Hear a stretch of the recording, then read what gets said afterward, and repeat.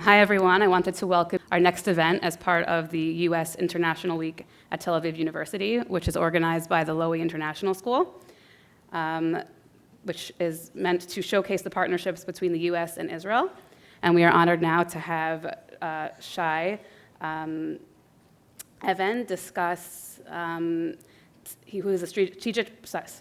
He's a senior strategic consultant and partner of a political consultancy firm in Israel, and he's going to discuss the secrets behind political marketing. So please give your attention to Shay. Perfect. Welcome. Thank you for taking part of this lecture.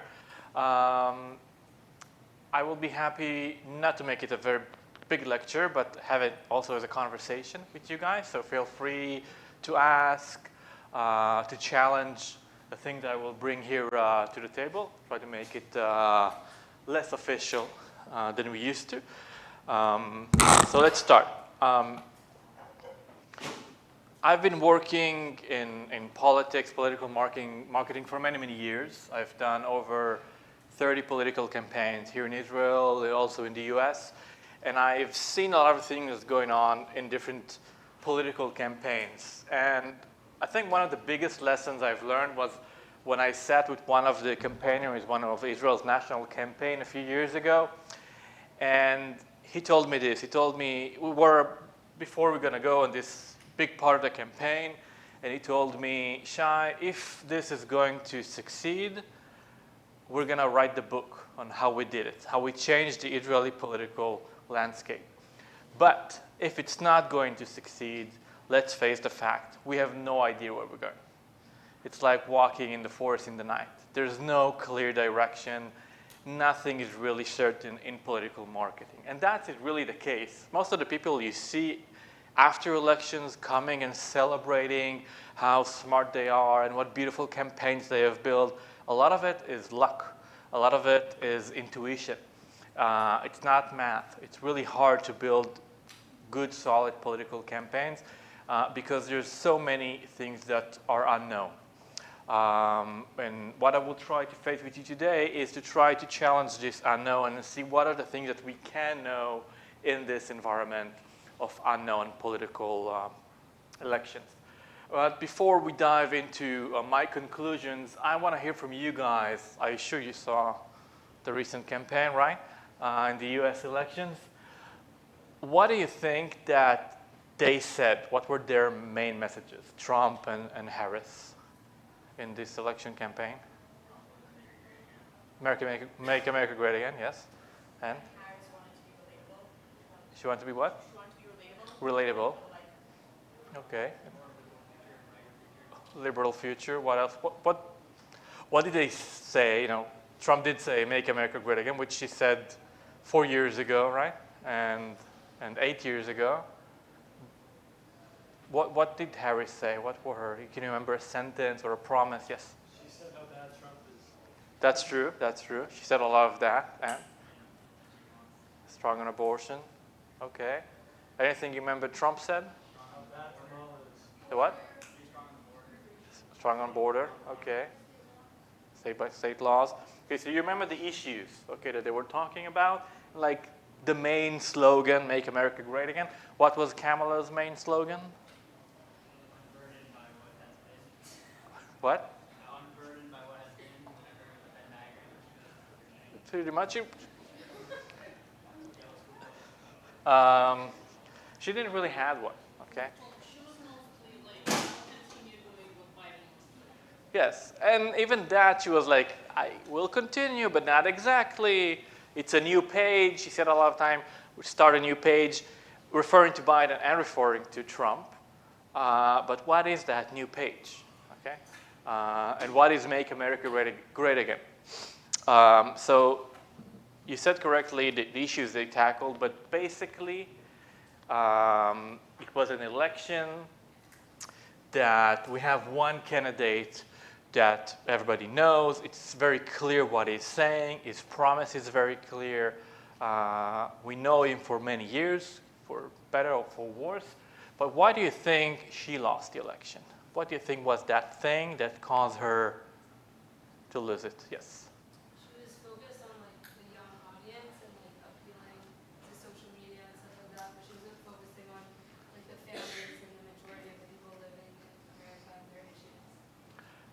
It's very good. I agree with you.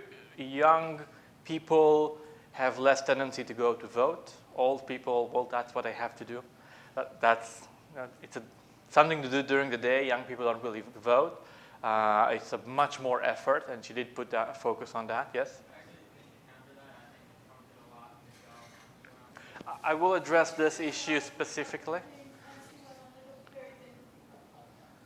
Yeah, she also did.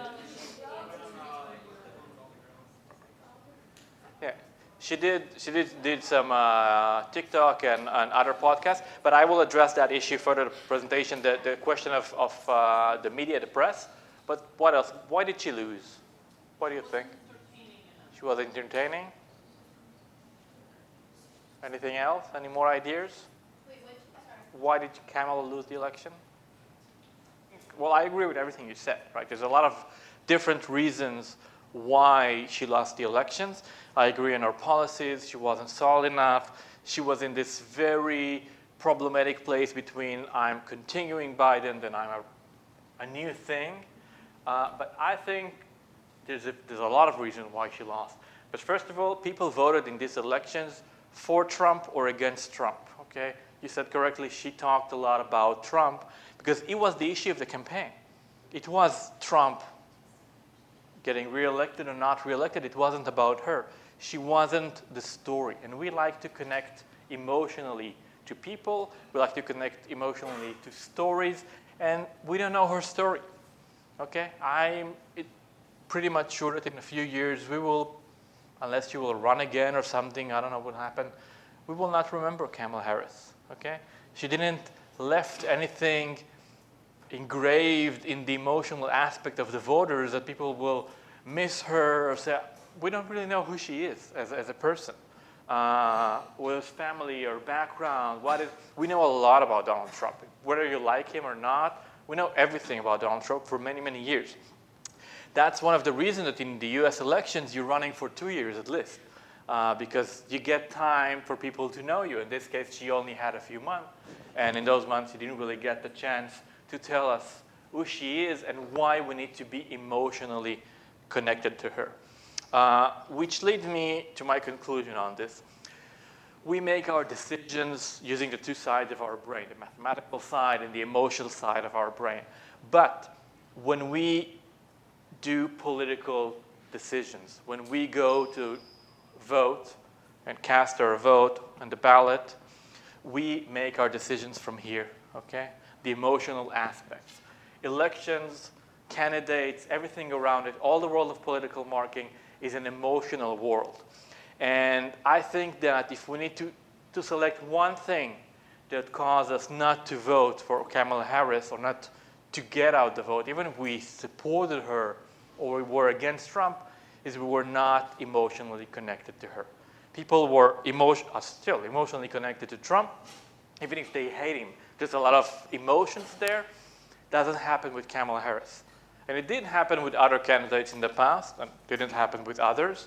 I don't know if it's her personality or the way the campaign ran, but I think this is problem number one. We are voting emotionally. We can see that every election. I think the first time we saw it in modern history is in the debate between John F. Kennedy and Richard Nixon, 1960. You guys were not alive then. But it was the first time that there was a televised debate on national TV, and both of them went on stage. Now, it was really interesting because surveys and research done after this this debate showed that if you listen to the debate on national radio, you supported more Richard Nixon. But if you watch the debate on television, you support John F. Kennedy, okay? People talked about how he looks, how his suit looks better than the brown suit of Richard Nixon.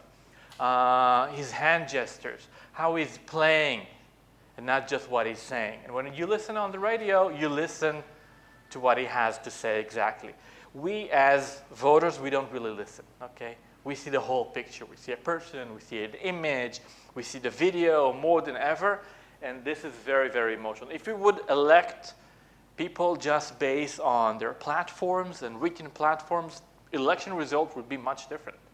We wouldn't see the result, not here, not in the US, not in Europe, other places. They would shift to the right, to the left, because it's not about the agendas, it's how we're connected to them. Which leads me to a very important conclusion about polls, which a lot of people talk during election. That's the thing that helps us understand where we are at the election. The questions that we're looking at polls are not the right questions. The question is not who you're going to vote for. It's not a very good question. It's not giving us enough information. The good questions help us see how you feel about it. You know the saying, it's the economy, stupid, right? You all know that? Like 1992, Bill Clinton versus George Bush said it's the economy, stupid. Talked about the new economy in times that the economy wasn't doing very well, and he won the election. And since then, everybody is saying, you win because of the economy, or you lose because of the economy. If the economy is doing better, you're going to win. If the economy is doing worse, you're going to lose. And I want to change the sentence a little bit, because it's not, it's the economy, stupid, okay? It's how we feel about the economy. It's a different thing. Because if you look at the facts and the numbers, the economy now in the US is doing better than it was when Trump lost the election 4 years ago, okay? It was COVID, a lot of unemployment, a lot of uncertainty, the markets were not in a good place, and he lost the election. The economy is doing better, not much better. It's not a huge change, but it is doing, if you look at the numbers, doing better. But it doesn't matter, okay? Because it's not about the fact it's doing better, it's are we feeling this change? Biden, for example, spent a lot of US dollars, billions of US dollars on infrastructure. You don't feel that. It takes years to build that, okay? So maybe we will be grateful in 5 or 10 years we will feel that great infrastructure he is building. But it doesn't help him, didn't help Kamala Harris in this election. So it's not just the economy, it's the feeling. And it's this big question that's been asked for the last more than 40 years. Are you better off than you were 4 years ago? Is it easier for you to go and buy things in the stores than it was 4 years ago? Is there more or less unemployment in the country than there was 4 years ago? Is America as respected throughout the world as it was? Do you feel that our security is as safe, that we're as strong as we were 4 years ago? And if you answer all of those questions yes, why then I think your choice is very obvious as to who you'll vote for. If you don't agree, if you don't think that this course that we've been on for the last 4 years is what you would like to see us follow for the next 4, then I could suggest another choice that you have. That's Ronald Reagan asking this very obvious and clear question, are you better off than you were 4 years ago? And again, not an objective way, subjective. Do you personally feel you're better off 4 years ago? All the polls show that the American people, and the majority of the American people, don't feel better now than they did 4 years ago, which means we should have predicted that Donald Trump will take the elections. And people are still repeating this message, which is well scripted from the actor and the president, Ronald Reagan, and they still do that till today. Listen to Trump. Simple question. Are you better off now than you were 4 years ago? I don't think so. I'm here today with a message of hope for all Americans. With your vote this election, oh, do I look forward to this election? Do we look? Well, different style, right? Things change a little bit from 1980 to 2024, but same question, same message, and same way to get people to make the decision. And it still works. Not because you ask the question, it's because you understand that this is what troubles people. And most important, with the right polls, you understand what makes people feel that they're doing less good than they did 4 years ago. It's not just the economy, it's something big. We don't feel the economy. We feel specific things. If it's unemployment, factories being closed, roads are jammed, it can be abortion, it can be specific things that we can feel them as voters. Take, for example, this person, okay? An African-American descent from Pennsylvania, working in the coal mines of Pennsylvania, a labor union member. Who should he vote for? Trump. Why Trump?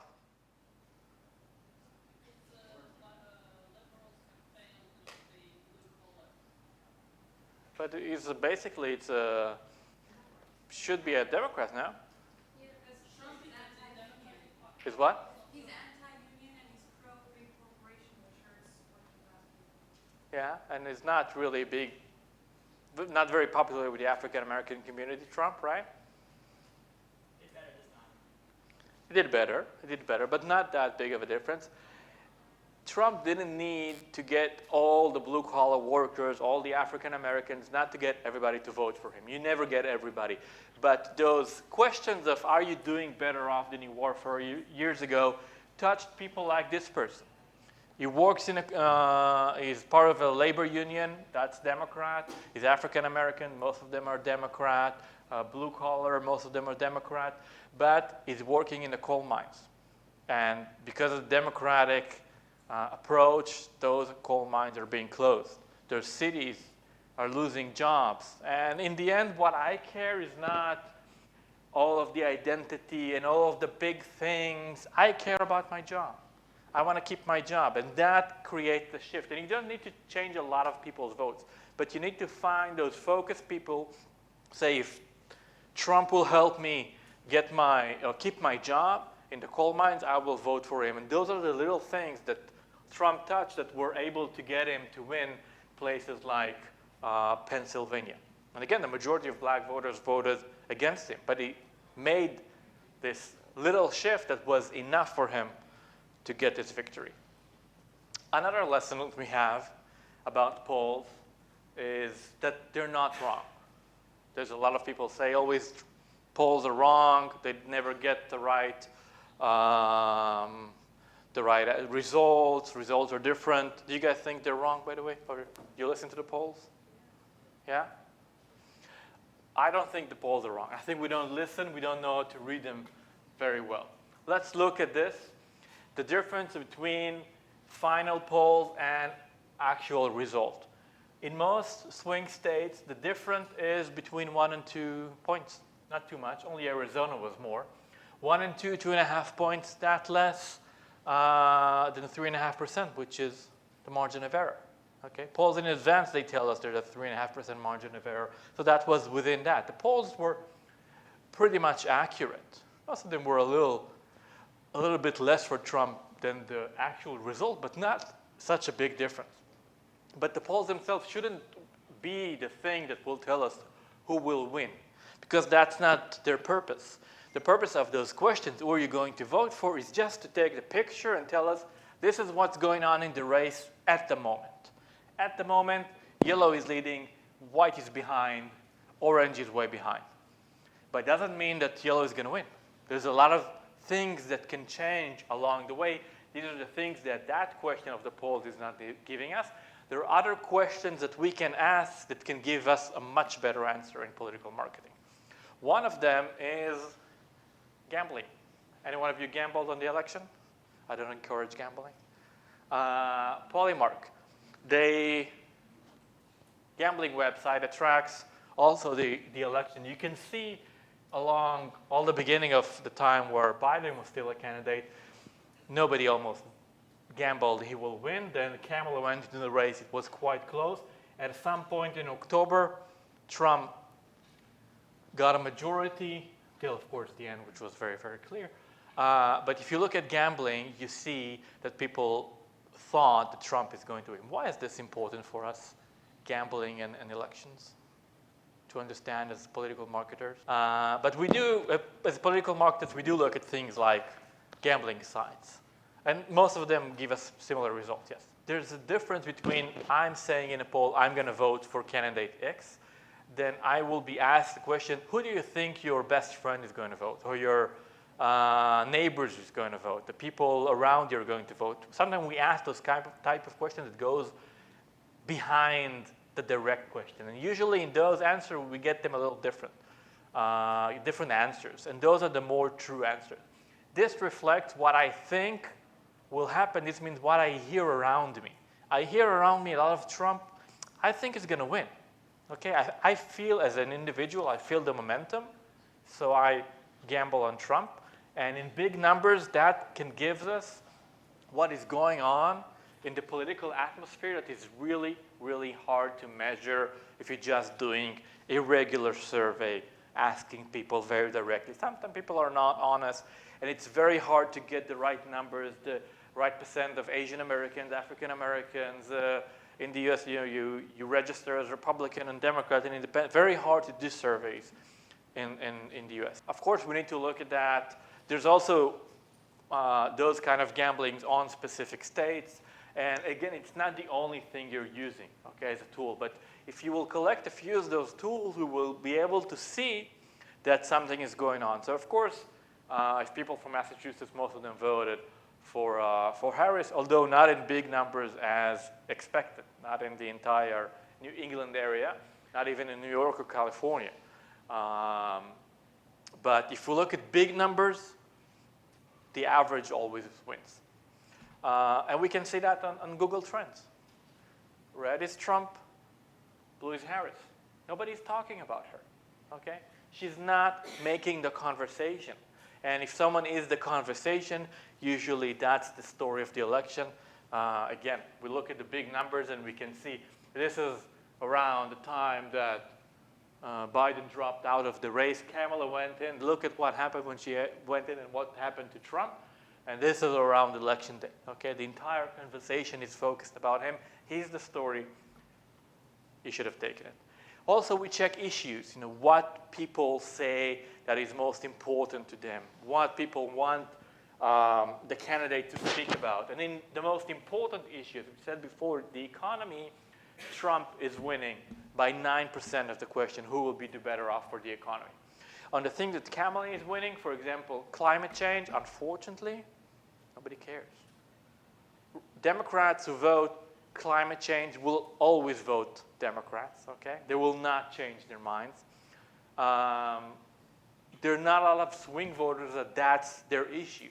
Usually swing voters, it's issues of economy, immigration, crime. Those are the things, okay?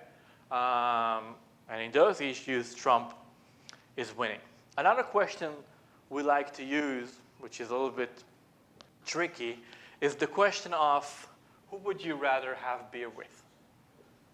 Okay, who would you guys rather have beer with, Trump or Kamala? Voted for Kamala and still want to have beer with Trump? Or nobody voted for Kamala? This is a great way to measure. We talked about this emotional connection. If I want to have beer with someone, this is the person I want to see in the White House. We saw it very clearly in the Obama versus, who he ran against in the second elections? Romney. Against Obama and Romney, okay? A lot of swing voters and even Republicans says they prefer having beer with Obama, okay? They're more connected to him than Romney, that the Obama campaign tried to make everybody seem as this cold robot nobody wants to be engaged with. Well, again, none of those factors are like singular, okay? We can use only that. First of all, Biden of 4 years ago and Biden today is not the same Biden, okay? He aged terribly. And 4 years ago, he was much more engaged and loved. No, but his personality is a very warm person. He's a hugger. Sometimes hugs too much. And people were not happy with what happened with the Trump presidency. Those issues go together.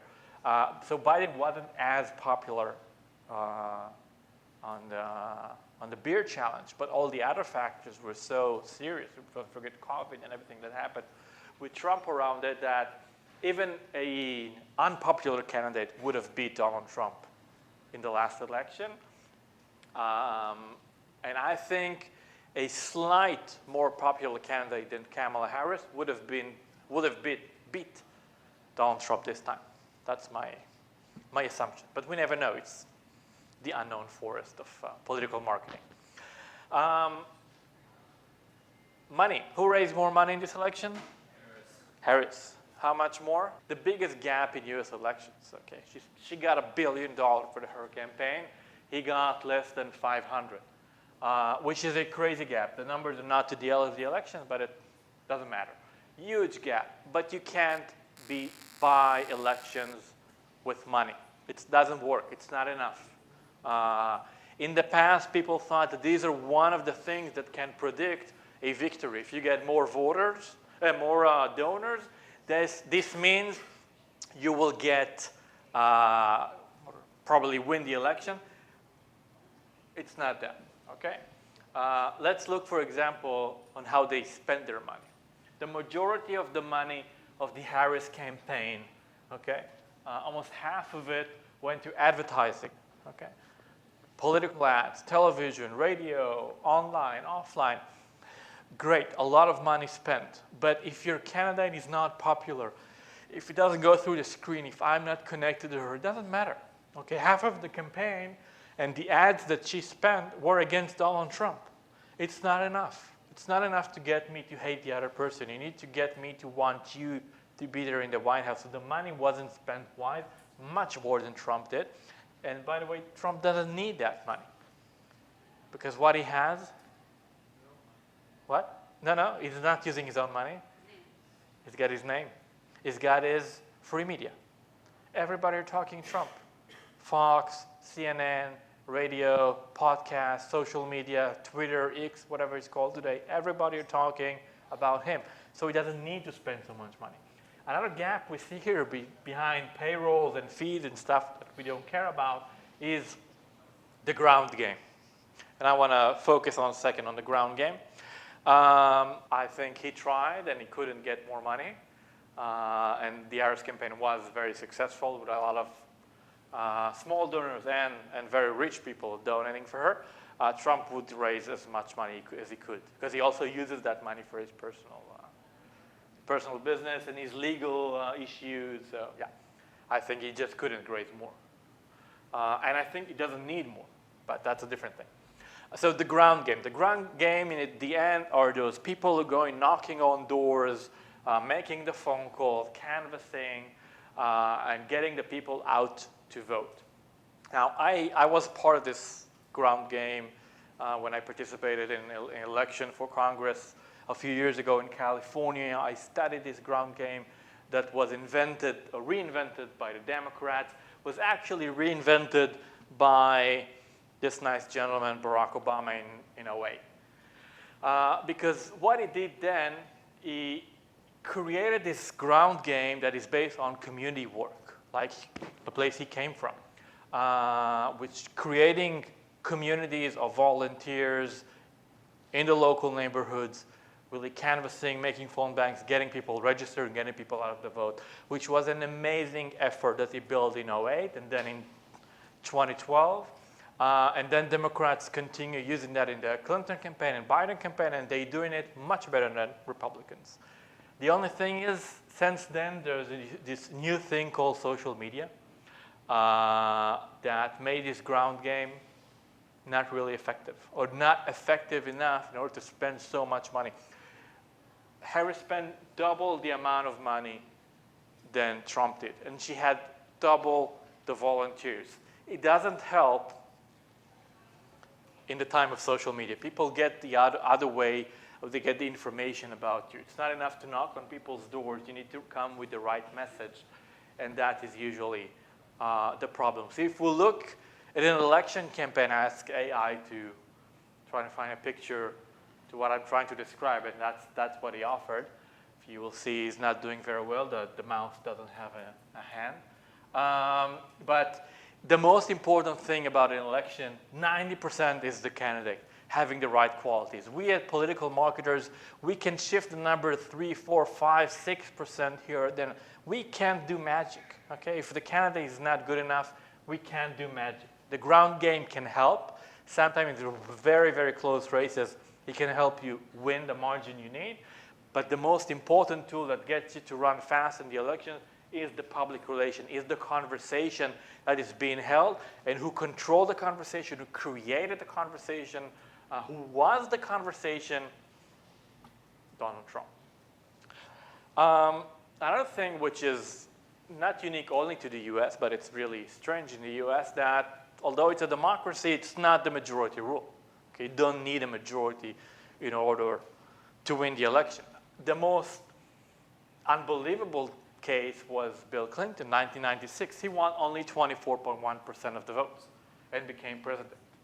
Only less than half of the voters went to vote, and less than half voted for him because there were 3 candidates. And he still won and became a pretty much popular president. So you can win even with a minority vote. You can lose the election, although you got 500,000 more votes than your opponent, like Al Gore got in 2000 versus George Bush. You remember this? He lost because of like 500 votes in Florida, right? But he got more votes in the popular votes. And of course, the most tragic case, Hillary Clinton, with almost 3 million votes more than Donald Trump. Not enough, because we have the state system, the electoral system, which means I don't need to get to every voter out there. I need to get to the right voter that can change the political map. And that's a problem the Democrats have, because a voter in Wyoming is worth 3.75% more than a voter in California because of this electoral system and how many votes every country gets. So Republicans have some kind of a basic advantage on that issue. But more than the advantage, we need to make sure that we know who are those right people that we need to get. By the way, if the election were general election, I think Kamala would have won with more votes, because people in New York, California, Democrats were not enthusiastic enough to go to vote because their votes doesn't really matter in those states. If it would have mattered, they would have gone and voted for her, I guess. But even in those elections, only half of the American people went out to vote. Okay? Not in big numbers. They were not very, very interesting elections for the American people. Which leads me to one of my final conclusions, which is when we look at voters in the end as political marketers, we don't look at them as a whole. We divide them basically to 3 parts. And we do that because one of my favorite politicians of all times said almost 30 years ago, he said, I just need 5 minutes with every voter and I'll get him to vote for my party. And after he didn't get so many votes, in the elections after that, he says, just give me 15, okay? With every voter, I'll get him. Now, there's 2 problems here. First of all, if you can't convince someone in 5 or in 2 minutes, you're not going to convince them in 15. First, and second of all, or more important, you never get 15 minutes with every voter, okay? You barely get time. There's a battle on the attention. And most importantly, we as voters, we don't change our minds. Okay? Once we made our decisions, that's it. If I'm a Republican, I'm probably going to vote Republican for the rest of my life. If I'm a Democrat, I'm going to be there. If I'm a left wing or a right wing or whatever, I'm probably going to stay there. People who make the shifts are a very small segment of the population. And the most important part. Because we don't look at the whole voters as a whole. We're not trying to convince everybody in the audience. What we are trying to do is to find the political line that defines the people are with us, the people are against us, and the people in the middle. Who are the most important? The one in the middle, right? The one in the middle. In Israel, 30 years ago, a very wise American-Israeli, American-Jewish campaigner named Arthur Finkelstein came and said, the line is in the question, what are you first, Israeli or Jewish? If you answer Jewish, you're going to vote right wing. If you answer Israeli, you're going to vote left wing. This is the times where we had a left wing in Israel, okay? Many years ago. So if you answer Israeli, you're left wing. And he worked with Netanyahu then. He said, if the people in the polls answer left wing, they answer Israeli to the question, I'm not going to talk to them. I don't care about them. They can be mad against me as much as they want. They're not my target audience. My target audience are the people who say Jewish first and the ones in the middle, okay? That small slice that can get me the win. In the US, it's quite similar. What will be the line in the US that divide people? Conservative or liberal, okay? That's the line. It's not the party affiliation, but the state of mind of who you are as a person. And if I'm a liberal, I'm probably going to vote Democrat. Maybe in some election I'm angry and I'm not going to go to vote. Maybe in another election I'm going to vote for the Green Party, okay? I don't know why. I'm mad or something. I'm not going to vote for the other side because that's my belief. And if I'm a conservative, I'm going to vote for the Republican Party or maybe an independent candidate, or maybe I will stay at home. But these are my options, basically. I'm not going to shift.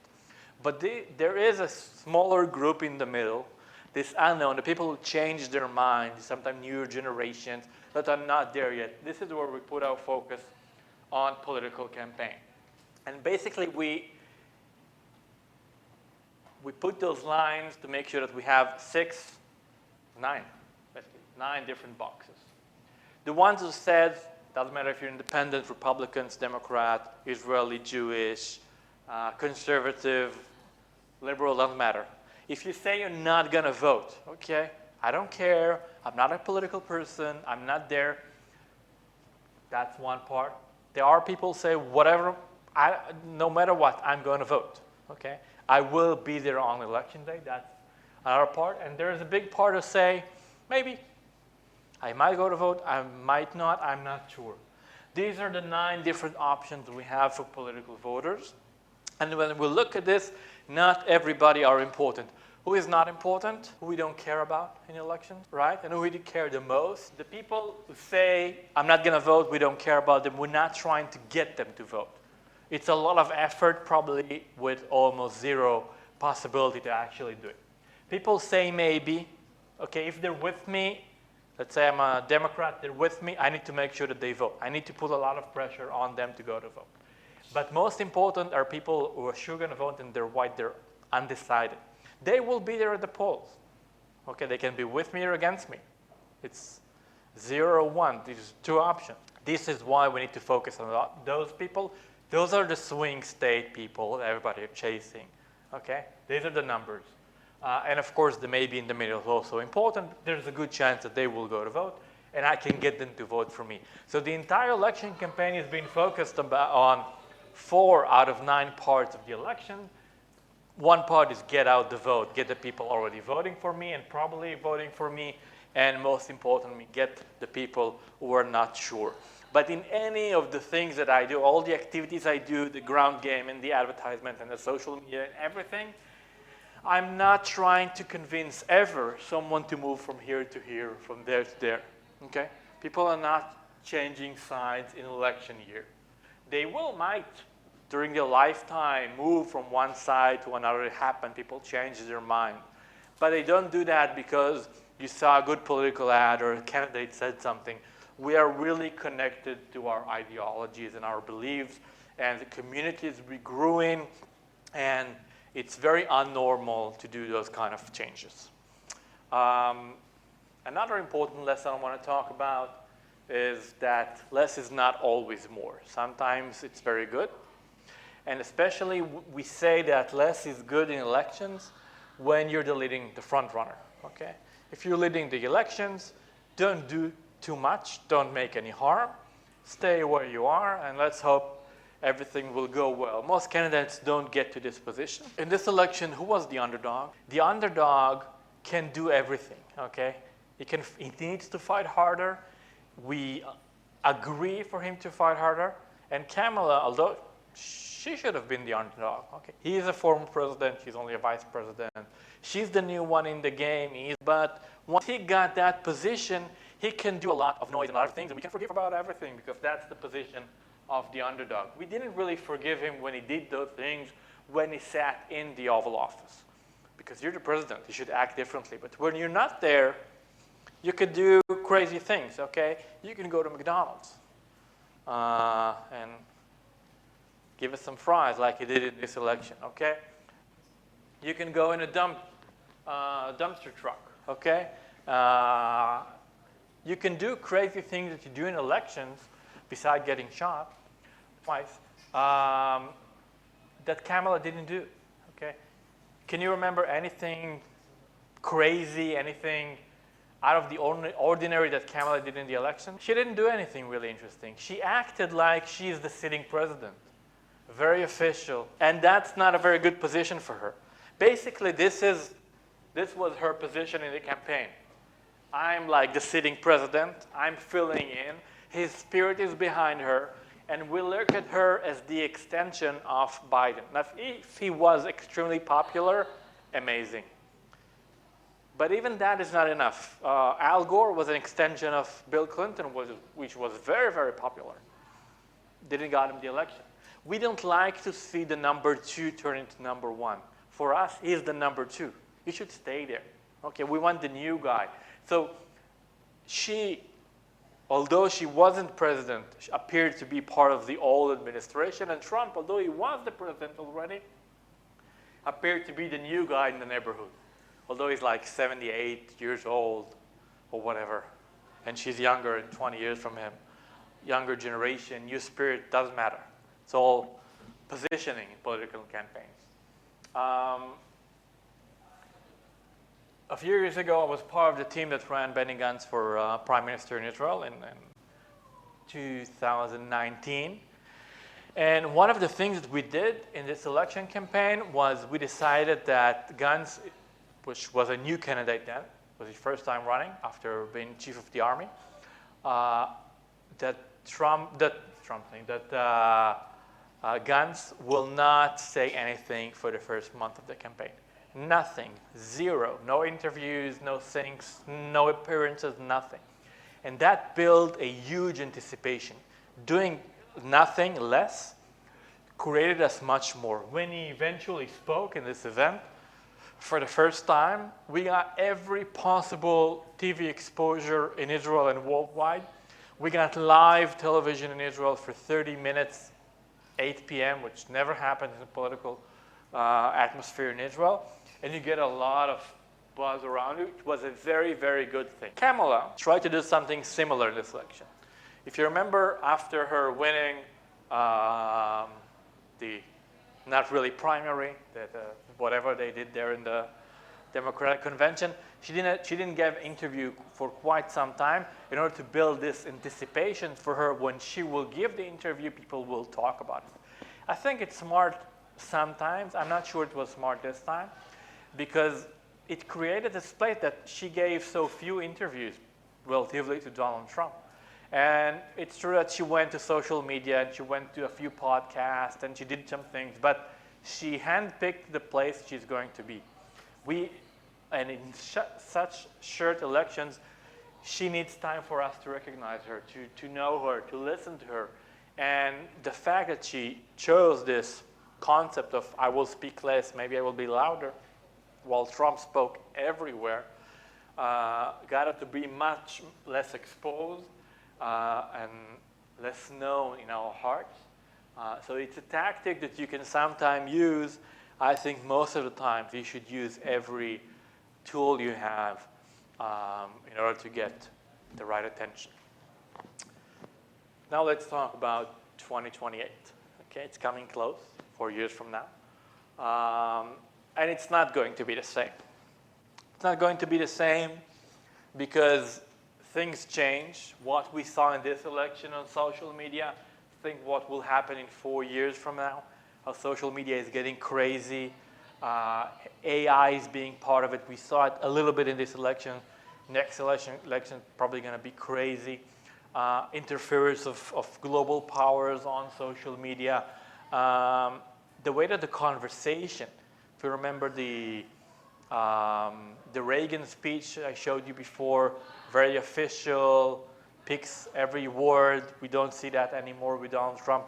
It's not going to be there in 4 years, but I think a lot of this legacy will keep of this social media vibe, and it will bring us a new spirit of political agenda, a new spirit of political candidates that I'm not sure is going to be very good or very official, and there is a lot that we don't know. A lot of time we fight the battles of yesterday. Like the Democrats are using this ground game political machine that was good to 2008 to 2016 maybe, and it's not working very well right now. It's a tendency of political parties to play the game of yesterday. So next elections, they will try to win against Georgia and Pennsylvania, but we will see other swing states because the landscape is shifting. If you remember 2000, it was Florida, then it was Ohio, then it was Pennsylvania, then it was Georgia, and now probably maybe it's going to be Texas, maybe it's going to be New York. We don't know where it's going to be. What we do need to know that it's not going to be the same game. And we need to, when we go back to the new political game, to go back to the basic questions of the deep surveys with the questions that we talked about, and to bring the new thing. Okay? Every time in elections, we want to see something new. It's the same with products, okay? Even the things you buy, the shampoos and the clothes and the cars, we always want something new. And the political marketers of 2028 will need to reinvent something new. And of course, don't forget behind it, there's always things happening in the world. Last election was COVID. This election, there's the Middle East war. The Ukraine war wasn't an issue before. Something will happen in the next 4 years, maybe good, maybe not, probably not. But we will see a whole different interesting game, and maybe we'll change half the slides because all the things we thought were sure, and this is the way to look at political campaign, will change in the future. Now I would like to hear you guys a little bit. What do you guys think about political marketing? When Trump got elected last time, in his acceptance speech, the night after the election, it was early morning in Israel, and I gave a lecture for my students in the Reagan University, and I just opened the screen, showed them the Trump speech, and I said, I don't know anything about political marketing anymore. Because being a bully wasn't part of playing politics, right? It's not in a game. And I don't think that this bullying concept will work without a candidate because that's very, very unique. But we will see new attitudes of politicians. There is this Congress member who is not wearing a suit. He's always with a hoodie. So maybe we'll see that. Maybe we'll see this not suit attitude of candidate. Maybe we'll see something else. Maybe we'll see the new conservative are going back to the old school politics. Something will change. I hope the bullying will not stay because it's not. Put politics aside, it shouldn't be a bully anywhere. For a few reasons. First of all, our elections are relative. We don't have the states, which means well, you elect factions in the Knesset, but it's changed the whole way you play the political game. Because I can tell people, well, you don't have to vote for my party. You can vote for a different party, but it's still part of my political camp. And sometimes some parties are not part of any camp. Different. There's in the American system, there you have this very weird thing of being registered, have to register, and then tell who you are, Republican, Democrat, in most states. Here, you don't need to register. Everybody can vote until election day. And there's no registration, so you don't know who they are. So the whole ground game and get out the vote game is a whole lot different.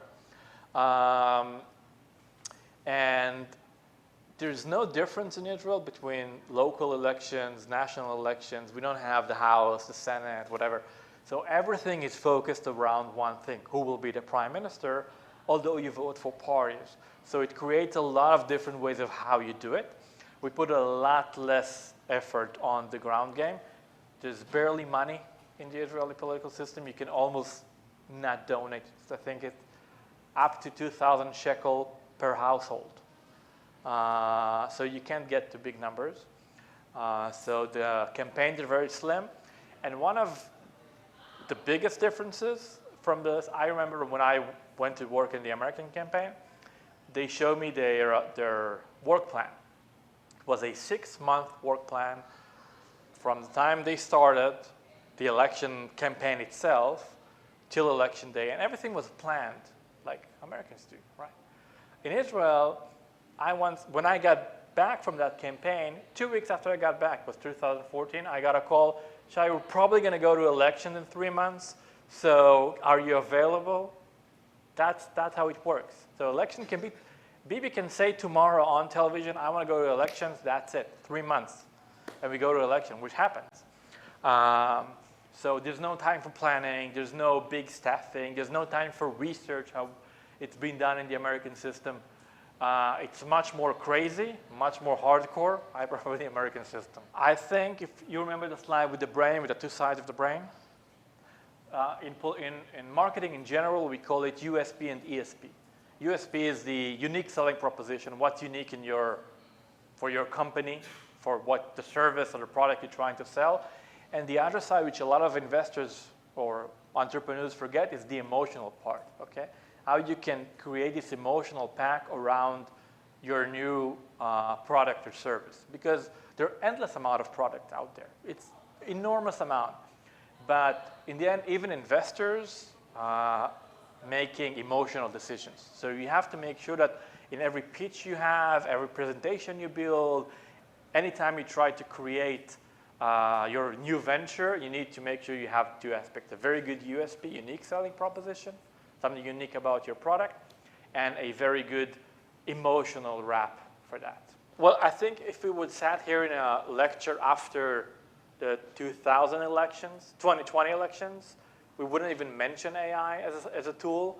So it's hard to predict what will be. But I think if it were just 1 year from now, even the call banking that people are doing, those old ladies sitting in some small office and calling people, AI can do that for you today. A little bit more learning, machine learning, and it can do it even a better way than those old ladies. So a lot of the things we do in campaigns can work with AI as a good thing. From the other side, all the fake news and fake things about candidates. I was shown a few pictures that people say they were stolen from Gantz's phone. I don't know and you don't know if it's real or not. Are those pictures AI based or not? In 2 or 3, 4 years, they will probably be able to make things that seem so realistic that it's really going to be hard for us to tell what is true and what is not, and that can really damage not just the campaign, democracy in general. So that's my biggest fear, but maybe it will do something for a better. I don't know. Attempt assassination change the election. They do change. If the attempt of the assassination was a week before the election, game over immediately, okay? The fact that it was a few months before, they didn't really change because we tend to forget. Same thing happened, by the way, in Israel in 1995 when Reagan was assassinated, and the election were about 5-6 months after. Everybody told Peres, who replaced Reagan, you should do the election immediately, you will win. He wanted to wait and win on his own and not on the legacy of the murdered Reagan, and he lost the election. So those moments can change, but we forget them very, very fast. And if you remember the last election, Hillary collapsed. They said she had the flu or something, and she fell, and they pushed her into the car. It was, I think, 2 weeks before the election. That really damaged her position as a candidate. And of course, Biden's appearance on the debate, which game over. Okay, just one bad evening, game over. So yeah, moments can really change, and for most of them, we don't know. We don't know when they're going to happen, how they will happen, the day before, during election day, months before. That's one of the crazy things happening in political marketing. I think, well, we see, remember I told you that we don't really change our minds in political marketing. So for most of the Trump supporters, the fact that he was charged, they don't care. He was accused with rape, they don't care. Fraud, they don't care. Netanyahu was accused with so many things that you would think before that his voters will say, I'm not going to vote for him again, he's corrupt. And no, up to the 1990s it was true. You voted Labor, you voted Likud, you voted as part of the ideology. Today, even if you'll ask people, they will say, I'm voting for Bibi, I'm voting for Gantz, I'm voting for Lapid, I'm voting for the person. Sometimes they don't even know what's the name of the party, Okay, it's on the ballot, but they're voting for the person. And if Netanyahu will go, the Likud will drop 50%. If Lapid will go, his party will go to zero. For Gantz's party is going to go to zero, because there's no, it's not like Democrats and Republicans or Labor in the UK, which these are established parties with history, and they will maybe get smaller or bigger, but they will probably remain forever. Most of the party in Israel, they don't really exist. These are one-person party, just a few people around it, and that's it. There's no real structure, which is very problematic because you can't really build a political future for a country if you don't have people being part of the political process. That it's not the issues that she could have chosen in the election is getting more exposed as a person, having more deeper interviews, have a day with Oprah Winfrey, okay? That really show who she is as a person, show her family, her husband, why she doesn't have kids, how she handled all the situations she was, and she's been into crazy places in the political life. What drives her? She's like, I think we saw an image of Kamala, but we didn't really met her. And that's why I think she still have a chance 4 years to go back and say, well, now you get to meet me. I think it's like the opposite of Barack Obama, which he was so honest and direct. You can felt him when he talked. And his conversation with people were like sinning. And with her, it's like she's choosing her words not to really show who she was. And we feel that. And then we say, well, I'm not really connected. I don't know if she said that or she said that, because we need to give ourselves a logical explanation why we're not voting for her. But it's the unlogic that we don't really understand. That's emotional part. Yeah, I think it is, because the gaps weren't that big, and the positions were regular Democratic positions, and people in the middle, it's not that they fell in love with Trump, okay? They felt that they can trust him. You know, he says whatever he wants, but he's saying the truth most of the times. But you know what you're going to get. And with Kamala, you don't know what you're going to get. That's what also changed, almost for the first time, the Jewish vote. They were not sure, although she's part of a Biden administration who helps Israel, and she's married to a Jewish person, and she's the first vice president to put, how do you say in English, on the door, mezuzah. Mezuzah in English, right. She's the first vice president to put a mezuzah in her house, in the vice president's house. But because we are not sure who she is, and there is a racist aspect to that also, I believe. Being a woman, African American, Indian American, so she needs to prove even more who she is, and the gap was just too big. Any more questions? Okay, so if you don't have any more questions, first of all, I want to wish you luck during your studies here and whatever you do. And if you want, you're more than welcome to keep in touch. If you have questions, if you ever want to run for president or whatever, I will be happy to work for you. But really, if you have questions on this field, political marketing, you want to know something, you're more than welcome to follow. And good night, and enjoy the rest of the program.